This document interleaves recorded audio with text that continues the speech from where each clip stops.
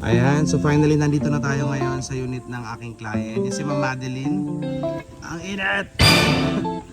Hi, good morning everyone. So today we are here at Pacific Town, Naik. Dito sa Phase 1. Ito yung unang project na sold out na namin ng 879 units. And mag-assist ako ng turnover ngayon ng unit ng aking OFW client.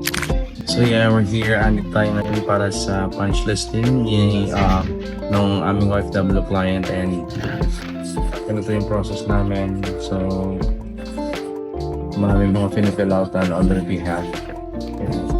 So yeah, para may idea kayo, and in the future kapag bibili kayo ng property, so ganito yung ginagawa namin. So hindi namin sila iniiwanan, especially ng OFW clients namin, simula nung nag-reserve sila online hanggang sa ma-loan takeout sila until turnover, hanggang sa mabigay namin yung susi sa kanila. So, kasama ko si para sa ating punch listing.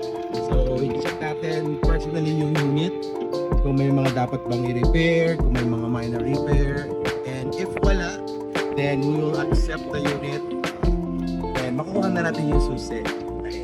Ayan, so finally nandito na tayo ngayon sa unit ng aking client, yung si Ma'am Madeline. Hi Ma'am Madeline, this is your unit. Finally, ito na po siya.